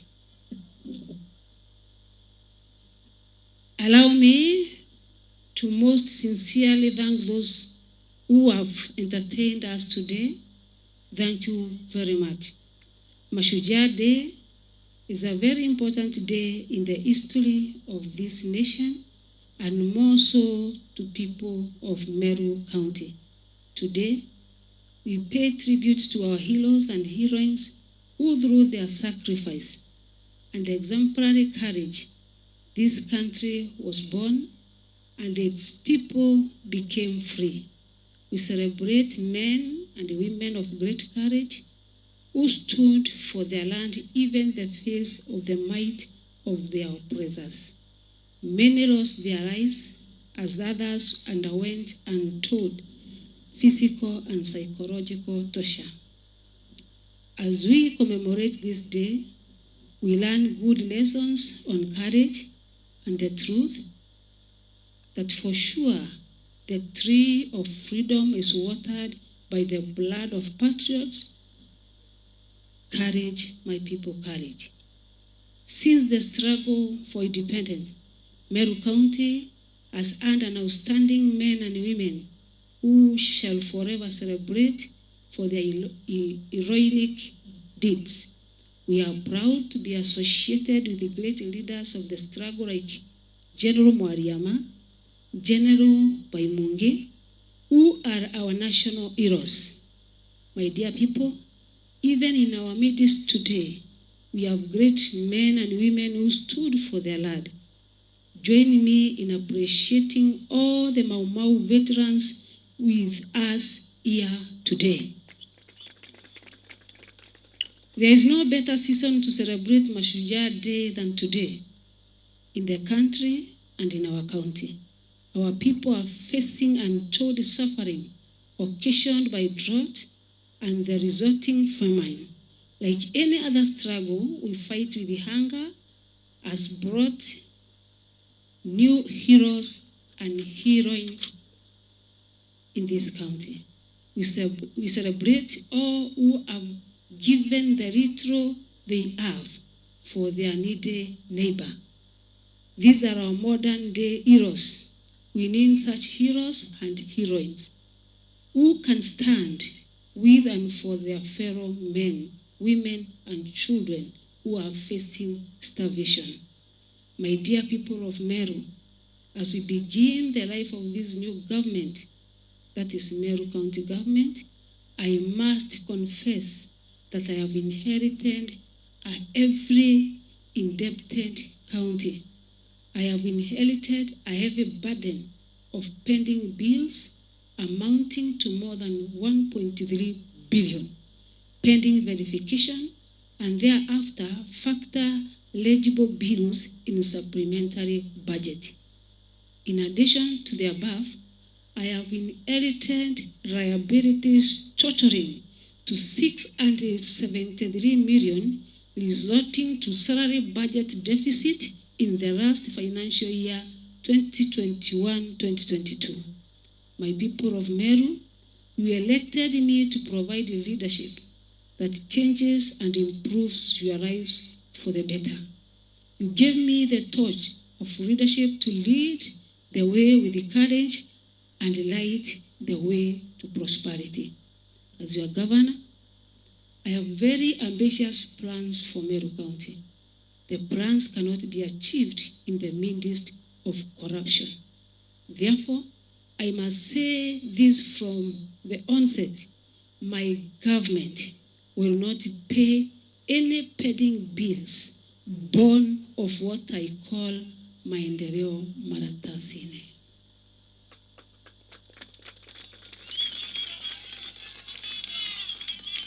That era is gone and gone forever. My government is reviewing pending bills to inform us of the genuine ones, so that they will be paid. In that process, we have invited EACC and the DCI to help us in the matter. In the sunset days of the last government, I have reports of discriminative and irregular promotions of staff, indicating blatant refusal to follow due process. Recently, I held end count of drivers and county vehicles. The exercise revealed serious anomalies where some drivers had 2 or 3 years without a vehicle. We have reports of government vehicles converted to private use. Those vehicles have been recovered. I promised in my inaugural speech, my administration shall be known for sustainable development and zero tolerance to corruption. This county shall be a point of reference in terms of development and social transformation. Meru will be used for benchmarking by other counties. That one I promise. I promise. As leaders, we must understand the enormous task of us to deliver on the promises we made to our people. To achieve the level of development promised, we need unity of purpose to ensure every shilling is accounted for. However, that call to unity and partnership, like that of Ainas in the midst of a ship, I will not be party to. That unity to it, I will not join. Ours shall be unity of service delivery to our people. Recently, I made changes in the County Revenue Board. The county own revenue collection last financial year was 385 million against the target of 600 million. This is a way below expectations. Therefore, I made changes to spur revenue collection as I lay strategies to mitigate revenue loss by adopting a robust revenue collection system. As you are aware, we are in the process of completing our county integrated development plan. This week, the multi-sectoral team concluded the public participation phase, where they have visited every ward to collect views and hear the developmental needs in every ward. The people in every ward spoke loud and clear. The people of Meru expressed their views. Those views from every ward will form the basis of our development plans and programs in the next 5 years. As we celebrate today, we note it's just 1 month and a few days since we took oath of office with my deputy, Reverend Utuma, in this stadium. In that short period, we have been able to achieve the following.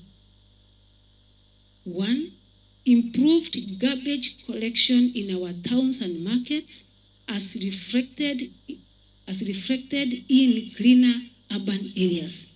Number 2, improved disaster management systems. I have revived 5 engines fire engines that had been grounded for long. We have established a state-of-the-art eye unit at Meru Teaching and Referral Hospital just the other day.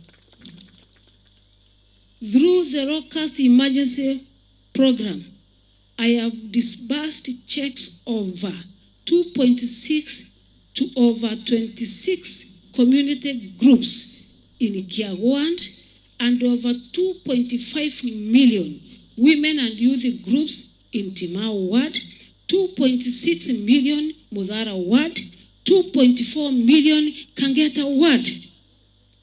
Number 5, with the partners, we are employing Duni technology in road maintenance around Getembene, Mjini, and Majengo. And this will directly employ many young people, over 1,750. I have met and laid good networks with various donors ready to fund various projects within our county. I have repossessed public lands from the hands of land grabbers, one in Motuate Market. I have initiated a staff audit that is ongoing. It will inform of the credibility and integrity of the payroll. My government is engaging the Pharmacy and Poisons Board to help weed out quacks in the health institutions. To continue this positive trajectory in meeting the development needs to our people, we have to devise ways to provide long-term and short-term solutions to the problem affecting them.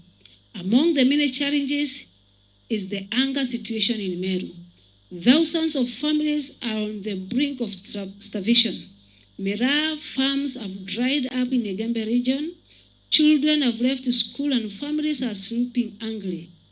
As the Shire County Steering Committee formed to rescue our people from pangs of biting hunger, I want to appreciate the national government for the food supplies already made.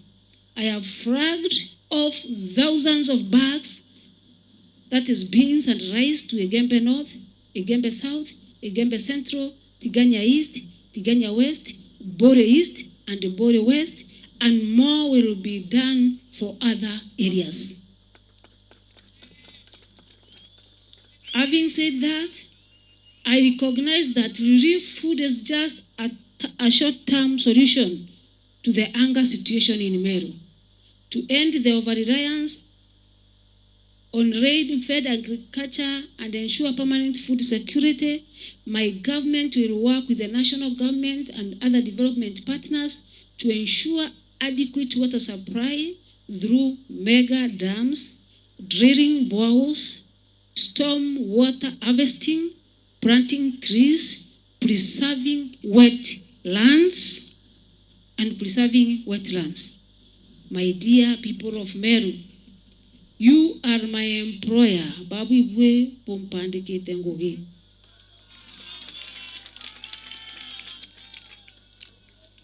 I am in the process of constituting my government.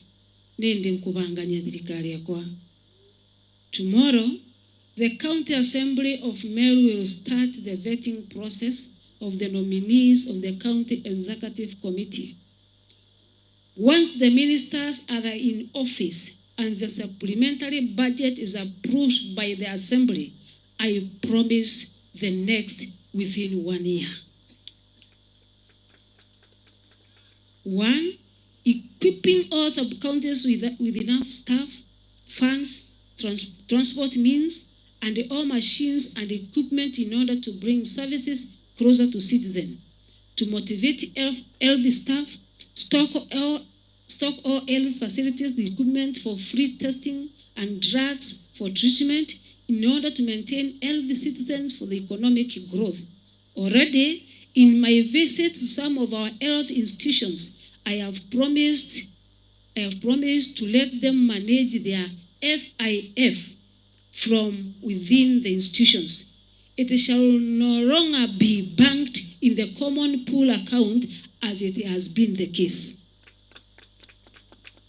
To supply reliable water to every homestead by rehabilitating and augmenting existing water schemes and the construction of new ones. To do value addition to Meru agricultural products such as dairy products, bananas, macadamia, tea, coffee, among others. Ensure a regular road maintenance program and guarantee all weather motorable roads. This is one way to support Meru farmers and business people as they take their produce to the markets. Number 6, to have a well-planned, clean, urban and rural centers. I am fully aware we are living in a very hard economic times as characterized by high cost of basic foodstuffs made worse by drought and famine. Therefore, in my point number 7, I must ensure our children are well fed and maintained in school. To do this, my government has plans for feeding program and maintaining a 250 bursary kit annually for the needy students at all levels. To identify, train, and fund micro, small, and medium enterprises, mahasura wenyewe. My dear people, I have been with you in every village and in every ward. I certainly know your desire is one, a good quality life for yourselves and your children. Na mahasura ile ingine mnataka ni pesa mfukoni.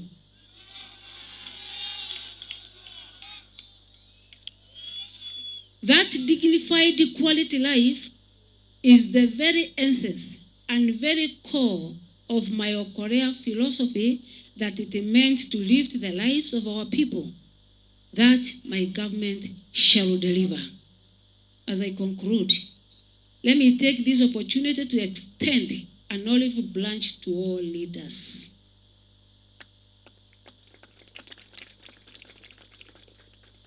I want to repeat it again. Let me extend this opportunity. Let me take this opportunity to extend my olive branch to all leaders, especially members of County Assembly of Meru. My hand is open and my government is open for you. I ask that all leaders unclench their fists. Tufanyeni kazi pamoja, tusonge mbele pamoja as we make our people happy. Because Meru must be happy. Finally, allow me to wish the KCSE and the KCPE candidates success in their forthcoming exams. Not forgetting the pioneer CBC Class 6 candidates. My prayers are with all your children. I wish you all a very happy Mashujaa Day. God bless you. Mungu awabariki. Nawapenda sana mwa.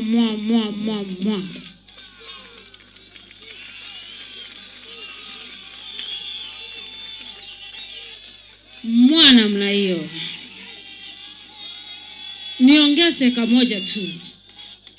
Niongeze kamoja tu mahasura.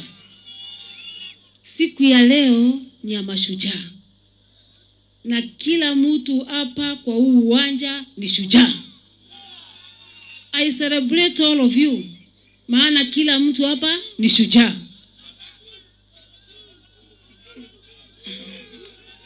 Kila mtu mkono juu. Kila mtu mkono juu. Kila mtu mkono juu. Kila mtu mkono juu. Arambe!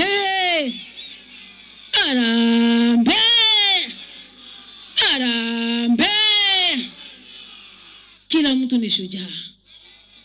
Mashujaa wametambulika kwa sababu ya kupigania, kukomboa nchi yetu ya Kenya.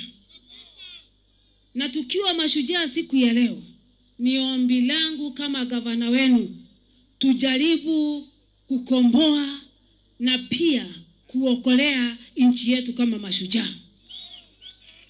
Na process ya kukomboa nchi, process ya kuokolea watu, process ya kukomboa Meru, it must be messy and noisy. Hakuna ukombozi unakuja kwa njia rahisi. Our leaders ambao wanasema county government ifungue milango, yes tumefungua milango, lakini nataka kusema kwa kila ukombozi, ili tukomboe Meru kutoka kwa mikoro ya makatero, ili tukomboe watoto wetu kwa makatero na nchi yetu na hata county yetu, it must be noisy and messy. Watu walimwaga damu, wakapigwa marisasi, wakafungwa, ndio leo tuna Mashujaa Day na tunasherehekea mashujaa. Hata hapa kaunti ya Meru lazima watu waajibike kama tutakomboa Meru. Lazima tuweke shock absorber za Japan ili tuweze kukomboa Meru. Ukombozi hauwezi kuja kama watu wanashangiliwa kwa makofi. Hakuna ukombozi pale. Ukombozi ni wakati tutavumilia, turushwe mawe, tutukanwe, tupigwe, tuwekelewe mambo mengi. Tukivumilia, hiyo inaitwa sacrifice na determination. Huo wakati tutakuwa tumepita mtihani ya kwamba sisi ni mashujaa na tumekomboa kaunti yetu ya Meru. Kwa hivyo sisi kama mashujaa, nikiwa shujaa wa kwanza, we are very ready kukomboa nchi yetu ya Meru na kaunti yetu ya Meru kutoka kwa mikono ya makatero. And we have no apologies. Lazima tuondoe ubinafsi. Kama tutasaidia watoto wetu, kama tutainua Meru, tutaondoa ubinafsi, tujitolee muhanga, we sacrifice ourselves with a lot of determination tuweze kuwa mashujaa. Kwa hivyo na waomba kwa heshima, maana bado tuko katika ukombozi, tuko katika kukomboa nchi.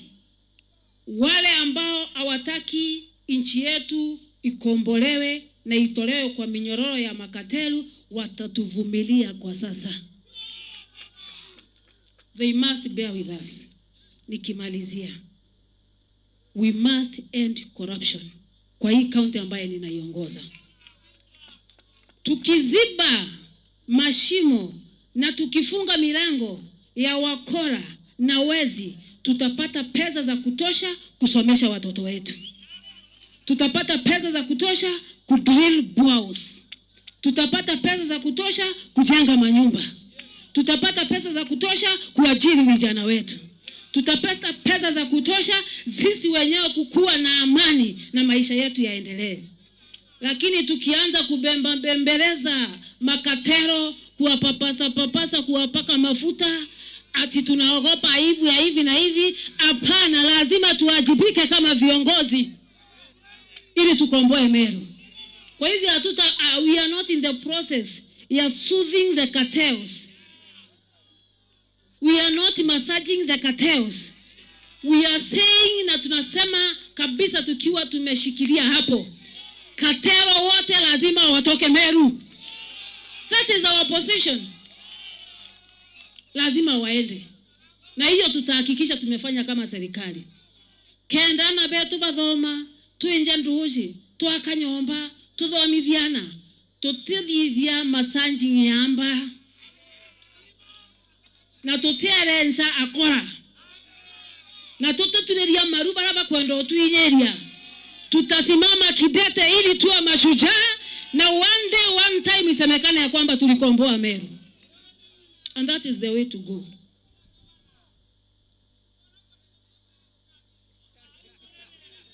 Atoka barombera.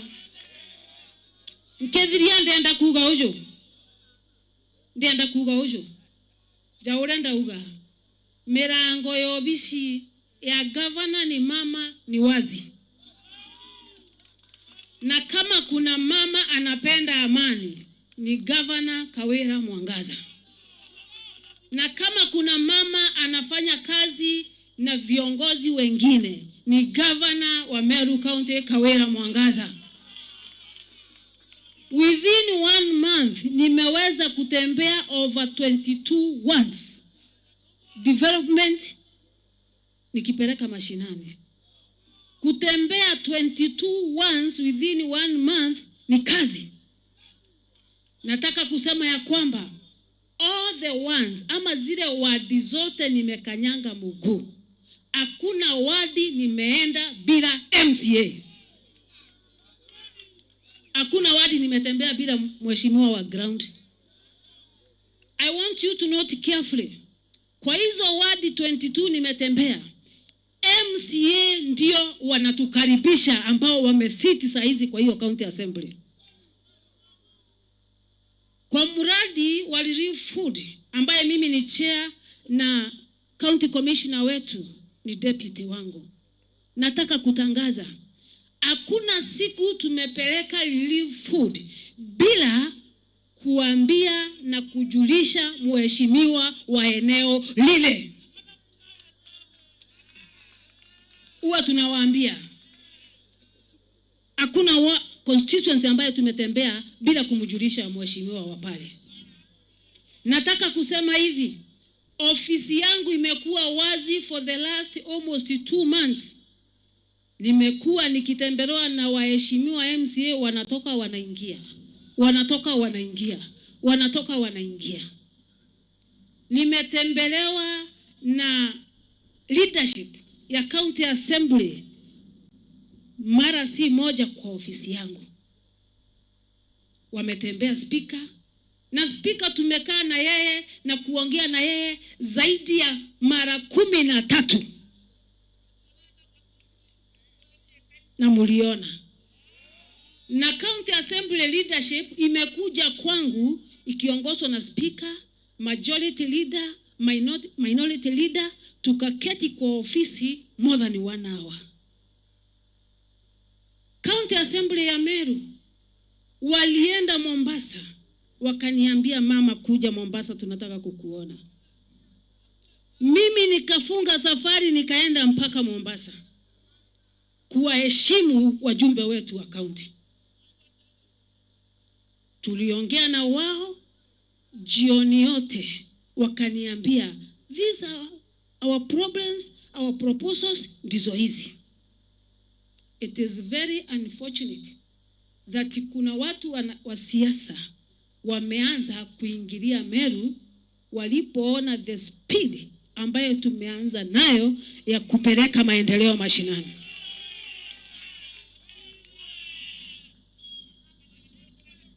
Nataka kusema hivi, speed ya governor ni mama ni ya 180 per kilometer. Kwa hivyo kama utaweza speed ya mama kwa kazi, naomba univumilie. Lakini kwangu kazi nitaifanya. Maana ni wajibu wangu kutoka kwenu na kutoka kwa Mwenyezi Mungu. Sitazembea kwa kazi. Nitafanya kazi nikimuogopa Mungu na nikiwaogopa nyinyi ambao ni sungu wangu. Nikimalizia, nataka kusema nini? Waliposema Kawira si waitiki, sishiki simu zao, wakapanga siku, wakagazeti siku, wakaiweka kwa Kenya gazeti, wakaniambia mama, we have gazetted 19th of this month, ukuje assembly tuongee na uzungumuze pamoja nasi. Mimi nikaamuka asubuhi, nikaenda Roire nikamaliza mkutano, nikaenda mjini nikamaliza mkutano, na saa 7:30 nilikuwa county assembly kwenda kufanya kazi yangu. Lakini unfortunately nikakuta milango yote imefungwa na maprobox imewekwa imefunga milango. Probox zilikuwa zimefunga milango. Nikaambia driver simama. Nikashuka kutoka kwa gari. Nikaingia county assembly kwa miguu. Aibu ama si aibu? Nikaacha gari langu pale nikaingia kwa mguu. Kuingia ndani nikakuta pia wamefunga mlango. Nikajitafutia njia ili nimfikie speaker. Maana ninataka amani na ninataka tufanye kazi kwa pamoja. Ningelikuwa sitaki kuwa na umoja, singejisumbua. Ningekuta milango imefungwa na Probox na nirudi. Lakini nilivumilia. Kuingia ndani, wale ambao wanasema ya kwamba governor hawaitiki simu, governor hataki kusikia mambo yao, wakatoka wote wakaniacha peke yangu. What a shame. Wakatoka nje. Nikaendelea kuongea peke yangu. Speaker akadjourn the house. Maana kuna quorum. Kutoka nje, wale waheshimiwa wakaanza kurusha mawe. Wakanirusha mawe, wakatoa matusi ya kila aina, nikavumilia. Jamani, niwapigie magoti ili nisemekane ya kwamba nimeleta Meru pamoja.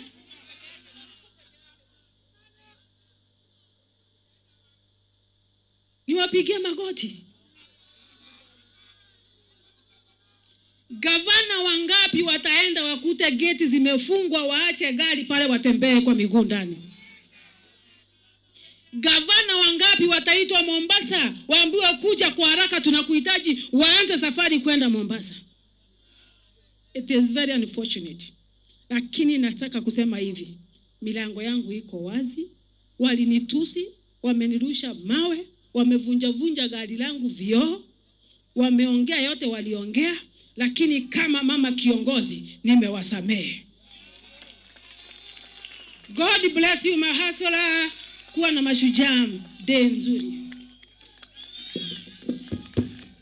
Thank you mama, asante sana. Tunataka tumaliziwe na maombi kidogo ndio tuimbe national anthem. Mwalo Sofi, njoo hapa. Najua wewe ni wa dini ya Kiislamu ama? Si utupeleke mbele ya sala, utuombe na uombe hao wote walifanyia mama yetu hayo mabaya. Asante sana. Asante. Mimi naitwa Mohamed Rosafi. Kitu nitasema kwanza, kama kwenda pamoja ni lazima wawe pamoja. Kila kitu, watu wakiwa pamoja ndio Mungu usikiza maombi yao na ndio huleta riziki. Watu wakigombana Mwenyezi Mungu haleti riziki kwa hao watu. Kwa hivyo tuombeni, sitasema mengi. Bismillahirrahmanirrahim.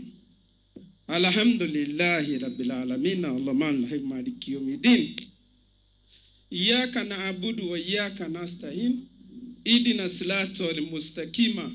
Siratal ladzina an'amta alaihim ghayril maghdubi alaihim waladdallin. Amin. Ya Allah, Mwenyezi Mungu uliyeumba mbingu na ardhi, tunajiweka mbele yako tukijua kwa hakika sisi ni wakosaji, na sisi utusamee madhambi yetu na utuongoze katika yale yote tunafanya. Mwenyezi Mungu, kwa yale litokea jana, Mwenyezi Mungu tuteremshe roho zetu na tuwe watu wa kuvumiliana na tuwe watu wa kujali wengine. Mwenyezi Mungu tuweke huruma katika mioyo yetu ili tuweze kuonea wengine huruma na wewe mwenyewe utusikie huruma. Mwenyezi Mungu, kwa hakika ni wewe mwenye haki na mwenye uwezo. Kwa hayo machache naomba Mwenyezi Mungu utusamee na utuongoze. Amin, amin, amin. Thank you Moa, asante sana. Over to the band watupeleke kwa national anthem. Tumalizia hapo. Thank you very much.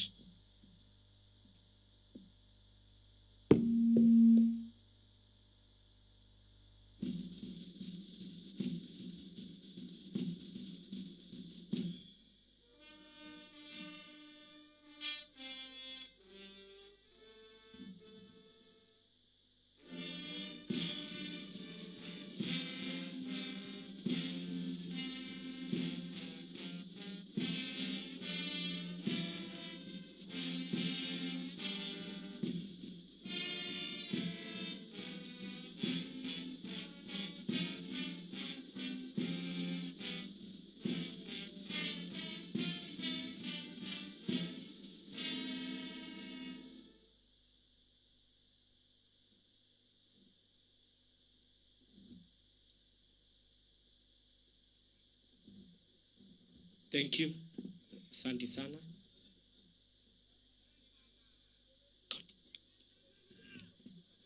Kufika hapo tumefika mwisho. Tutafumukana, tunasema ni asante sana. Tumekuwa na siku njema.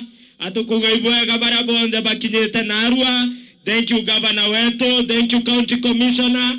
Asanteni sana, tunaweza kuondoka. Mashujaa wote, thank you very much for that successful day. Tunashukuru sana, siku iko salama. Have a blessed day. Thank you, thank you, thank you very much. Juu sana, bendera yetu Kenya ipeperushwe juu juu juu sana. Sisi wa Kenya, mwananchi mzalendo.